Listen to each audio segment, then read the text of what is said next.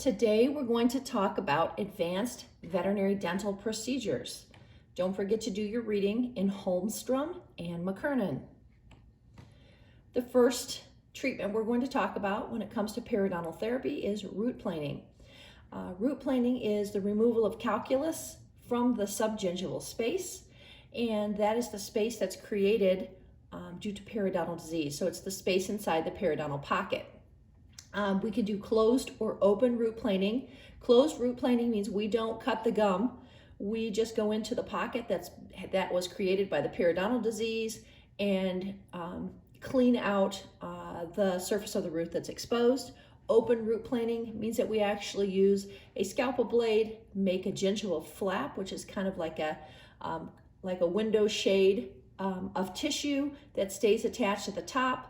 We cut the two sides, loosen the front, flap it up, do our scraping or curetting of the exposed root, and then sew it back in place when we're done. So with closed root planing, you can use a curette or an ultrasonic scaler. The ultrasonic scaler works a little better. If you do a curette, then you're going to have to go in multiple directions, horizontal, vertical, and oblique strokes. The benefit of open root planing is you have more visualization of the pocket. So the root starts here and the crown starts here. So by creating a gingival flap, which we cut kind of a diagonal incision on either side, loosen up the attachment with a periosteal elevator if it's tightly attached, and then flap that tissue up. This tissue is pretty damaged, so we would be prepping it by cutting away the unhealthy tissue so that we have a nice healthy piece of tissue that we're going to flap back over when we're done with the procedure. So open root planing would be gingival incision, flapping that gum and mucosa out of the way, and then using our hand or ultrasonic equipment to scrape away all the calculus and also the plaque that may be attached to the tooth that was not visible before we did the gum flap. And remember, gingival tissue may reattach and improve, but bone tissue is not going to regenerate around the structure of that tooth. Antibiotic therapy is another option for periodontal therapy, and the antibiotic therapy that we use is called doxycycline gel, or Doxyrobe is the brand name from Zoetis. And this basically involves putting a concentrated antibiotic gel that kind of hardens or stiffens once it touches the saliva into a pocket after we've cleaned it. So into a periodontal pocket, and that basically that antibiotic gel stays in that pocket for multiple weeks, and over 2 to 3 weeks it helps the gingiva reattach to the surrounding tissue and kills bacteria by acting locally. It is considered useful if there's a pocket more than 4 millimeters. So if it's a 1 or 2 millimeter pocket, you're not going to be able to get the applicator in there and get this gel to stay in there. So usually use this on deeper pockets. This is made up. This obviously comes from the company ready to go. It has an empty syringe and a syringe full of this thick yellow ointment or gel, and then you connect the two syringes with a little connector, and you kind of play teeter-totter back and forth, mixing the two, and usually it's 80 to 100 back and forths to completely mix the carrying agent or the polymer with the antibiotic. And then you use a little cannula, which is a blunted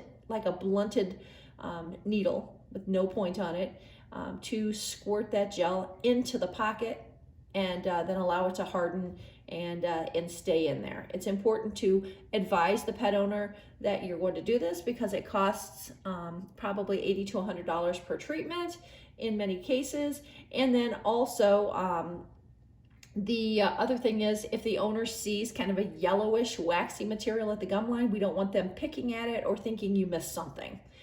So that is the antibiotic therapy for the periodontal pockets. And remember, this is after we've done a open or closed root planing to clean the calculus off the surface of that root. And here's what the doxycycline gel looks like. It's kind of a yellowish creamy material, very thick, and then you put that cannula under the gum into the pocket, squirt it in there, and then it kind of oozes up, and you will be able to see kind of a yellow waxy material ooze out along the gingival margin. The next periodontal therapy we're going to talk about is surgery. And this is usually done when conservative measures have been attempted without success, or when conservative options are not, or conservative measures are not an option. And periodontal surgery may involve creating a flap to expose the root and the bone, reshape and augment the bone, and the goal is to eliminate pockets that are trapping subgingival plaque and calculus and prevent the pocket from recurring. And I'm going to tell you, this is not a highly successful process. Usually once you get a periodontal pocket, it is a progressive process. It will progress over time because it's impossible to keep bacteria and food particles from getting in that pocket. So most of these periodontal treatments we've talked about so far, the periodontal surgery, the root planing, and the open root planing, are temporary, and we probably will lose those teeth in the long run. Some instruments and tools used for periodontal surgery: a scalpel blade and handle, iris scissors, which are just like little tiny pointed scissors that are for very fine tissue, periosteal elevator, curette. And remember, the periosteal elevator is different from the dental elevator. The dental elevator lifts the tooth root out of the socket by helping break down the periodontal ligament. The periosteal elevator gets between the gingiva and the alveolar bone, so basically separates the gum from the alveolar bone at the attached gingiva, separates it so that we can pull it upward and out of the way. Let's see, curette. And the curette, remember, has the blunted toe, has cutting surfaces, but allows us to go up under the gum line safely, or subgingival. Saline solution, or the diluted chlorhexidine solution, thumb forceps, needle drivers, which are also known as needle holders, and that's so we can put our sutures in afterwards. High-speed handpiece, which is our drill, round burrs, which are our drill bits, and bone files if we need them, and then suture material has to be absorbable and very small. So I like 4O monocryl or 4O monocryl plus, which is exactly the same as monocryl but has an antibiotic embedded in the suture material. And mouth is a place that infections are very common, so that suture is very useful. Periodontal flaps, or I call them gingival flaps, but periodontal flaps or gingival flaps are performed when pockets are greater than 5 millimeters, and we need to get to the bone and clean and debride. The periodontal flap or a gingival flap, some people call them gingival mucosal flaps because we might go beyond the gingiva up into the mucosa to stretch that tissue down. Basically, you make 2 incisions kind of divergent from each other on either side of the root in the direction of the root, and then you undermine the tissue with your periosteal elevator or your blade, and you lift that gingiva that was down here, flap it up kind of like a window shade, and then when we're done and we've cleaned and we've debrided, then we can pull that right back down and suture it in place. Let's see here. And that way we keep the blood supply. So we have the blood supply from the top, and that's very important so that tissue can heal. And why do we need that tissue to heal? Because we want to minimize the pocket, and if the tooth was extracted, we want to cover the socket so that food and bacteria doesn't get up into that socket over and over and over. Okay, so this is performed for the open root planing, for periosteal or periodontal surgery when you have to get up there and smooth bone and debride, and then also we do this gingival flap or periodontal flap after a tooth extraction.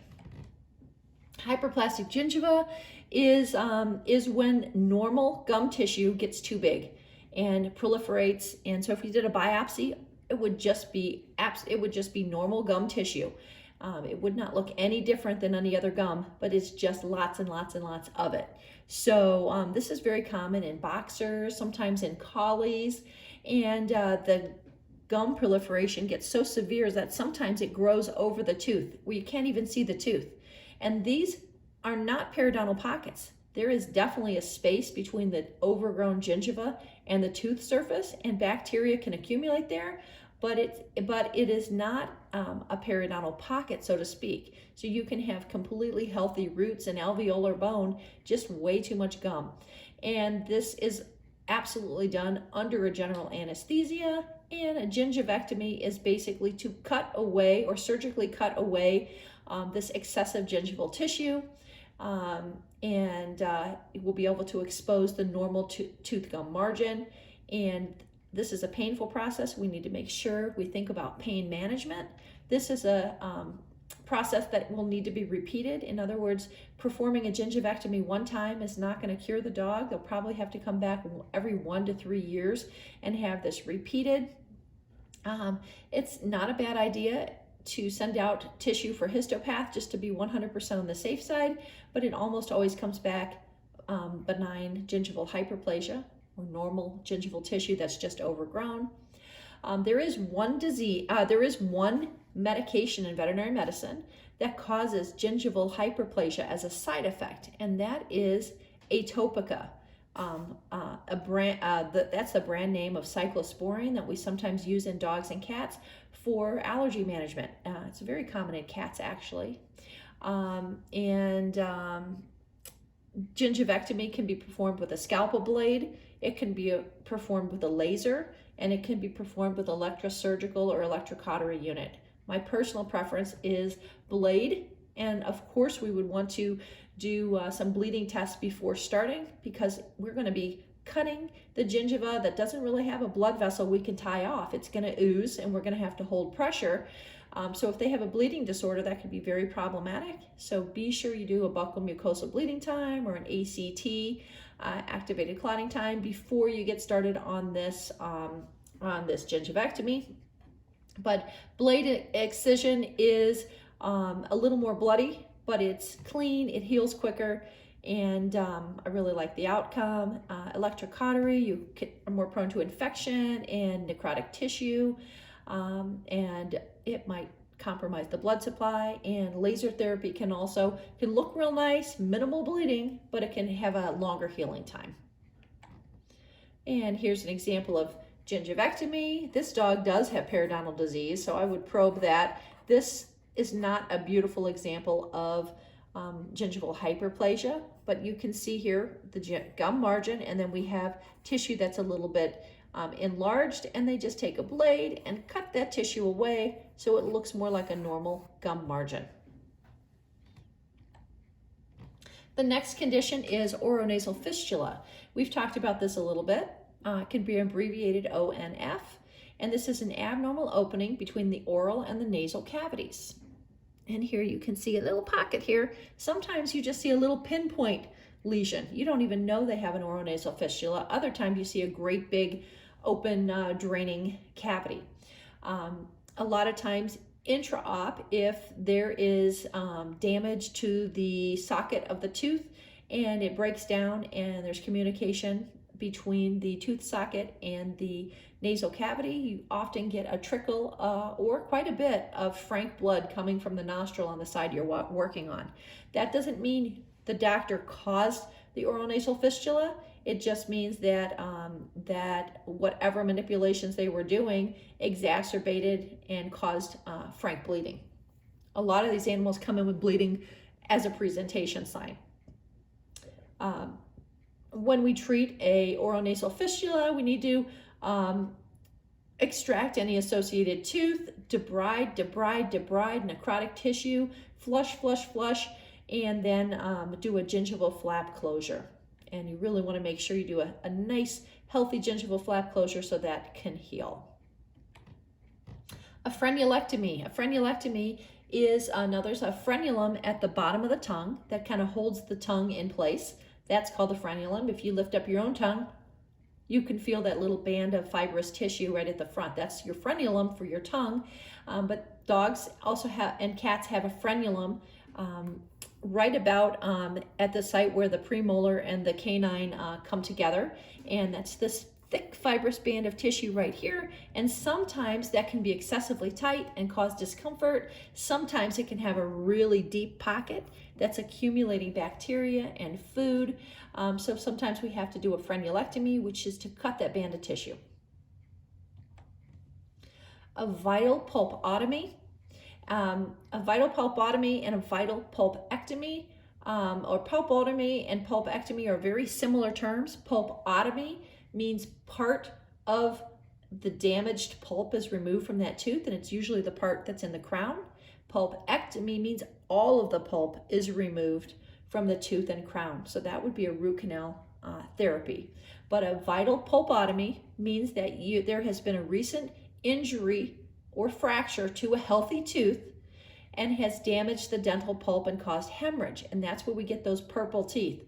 And if they're going to be able to save that tooth, to keep it living in the mouth, they would do a partial root canal therapy, or what they call a vital pulpotomy, remove the damaged pulp, fill it with a restorative like gutta percha, which we'll talk about more shortly, and then cap it off and seal it. And then you still have a live root. There's still active blood and nerve supply to the root, but the crown is functionally dead. The pulpectomy is removal of all of the pulp in the entire canal, and then their tooth is completely dead. And the only time vital pulpotomy is going to be effective is if you get your pet to the veterinary specialist who performs this procedure within 48 hours of the injury. I have told you that if a pet presents with a pink tooth, we have a chance of turning that pulpitis or inflammation of the pulp around and maybe saving the tooth. So if a person does not want to pay to go see a dental specialist, then I don't extract a purple tooth. I'll put them on an NSAID, an antibiotic, and monitor that tooth for the next 1 to 2 weeks. And if it doesn't go back to normal color, then I would recommend dental extraction. Okay, so ideally, every patient would go and get a vital pulpotomy within 48 hours. It's just not always realistic clinically to do that. But if the pulp dies, then there's no saving that tooth. If there's a little bit of hemorrhage, then there's that small chance we can turn it around, but they can't do both. They can't say, oh, I'm going to treat with antibiotics and anti-inflammatories for 2 weeks, and if it's not better, then I'm going to go get that vital pulpotomy, because your window of opportunity has closed. Let's see here. We would remember that if we're doing a vital pulpotomy, and this would be a dental specialist, pre-op and post-op radiographs are indicated. Disinfecting the pulp cavity with dilute chlorhexidine. They use a high-speed burr, a very fine burr, to go inside that tooth canal and the root canal and remove all of the pulp that's in the crown, and flush, dry. And the paper points are little tiny pieces of paper that they stick in there to absorb any liquid. And then they fill the crown of that tooth with a gutta percha type material that hardens and stays in there. And then they apply a sealant so that the pulp cavity is then closed. Some of them get a crown, like a fancy crown, which we'll talk about later, but that's basically a vital pulpotomy. Now let's talk about endodontic therapy. Endodontic therapy is the treatment of the dental pulp, so treatment of the living portion of the tooth. If a tooth is dead, then we have to remove that pulp so that it doesn't get infected and abscess, because that can be very painful. The most common indication for root canal therapy is a fractured tooth, because a fractured tooth is the #1 way bacteria gets into the pulp cavity. Pulp tissue is alive. blood supply, nerves, and connective tissue line that chamber of the pulp cavity. And infected pulp is very painful. Hemorrhage in the pulp is very painful. And if the bacteria does enter the pulp chamber, eventually that bacteria will end up abscessing that tooth, and the blood vessels and the nerves enter at the apex of the root. So they'll get the periapical abscess, right where those roots enter. Very painful, and that's the one that can sometimes cause a large swelling on the maxilla or the mandible. Here's an open pulp cavity. If he was under anesthesia and you put an Explorer in there, or here, you would see frank blood, or it would stick right in there. Another indication for endodontic therapy is discolored teeth. So a gray tooth is a dead tooth. A pink tooth is a tooth that has suffered hemorrhage. If it's less than 48 hours, they might be able to consider that vital pulpotomy. Otherwise, it's not going to be an option, and you're going to be doing a root canal. Animals that have a coagulopathy or a bleeding disorder need to be managed.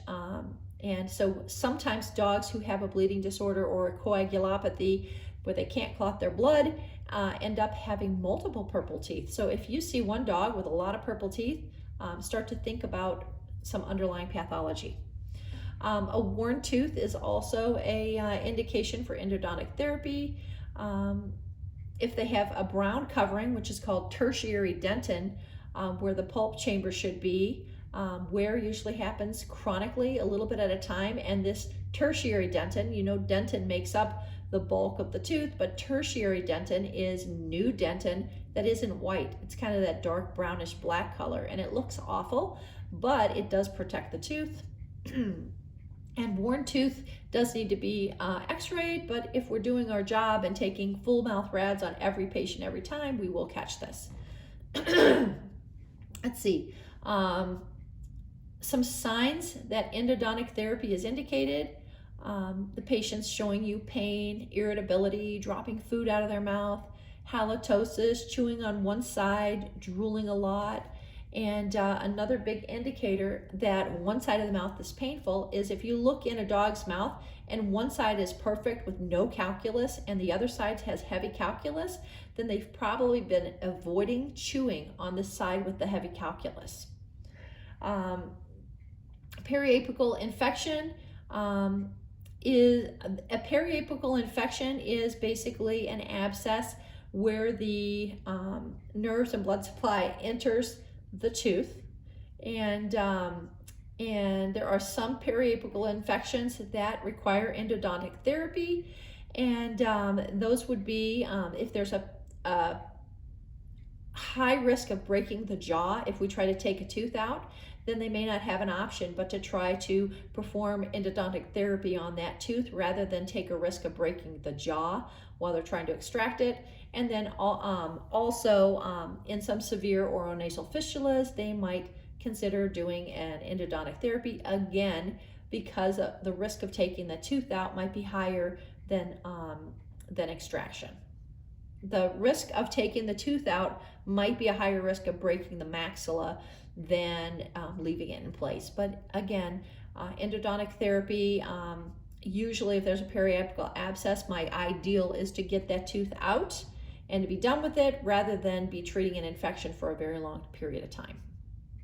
So endodontic therapy would basically cut the tip off of the tooth, expose the pulp, and then grind out all of that living material and then cap it or fill it with a gutta percha, a permanent filler, and then cap it and be done. And so you can see the root canal here is in black.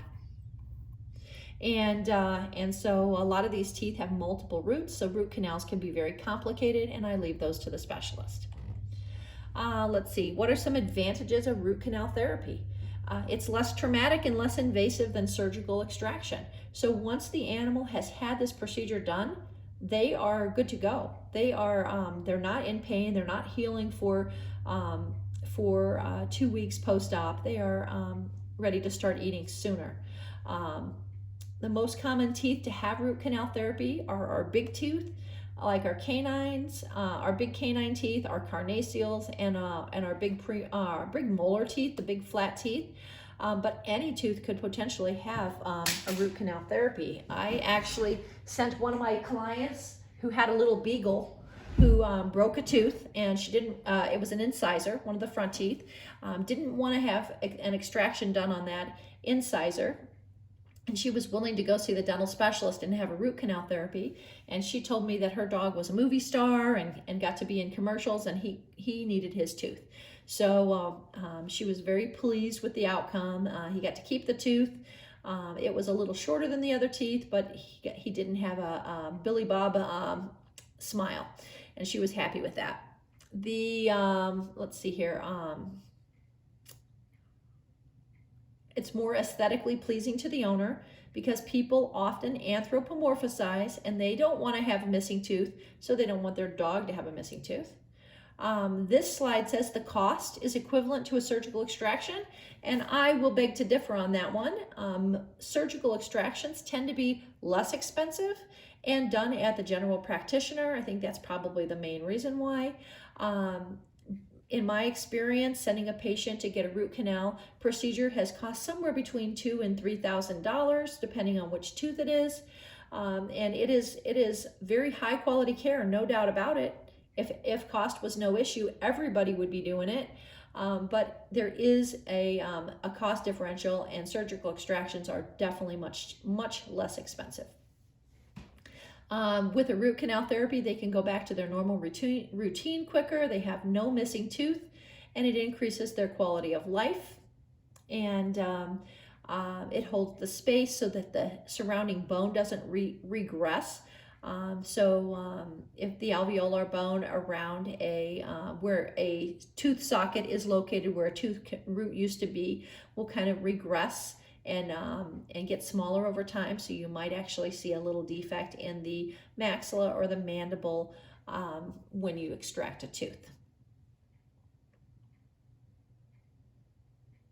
Let's see here.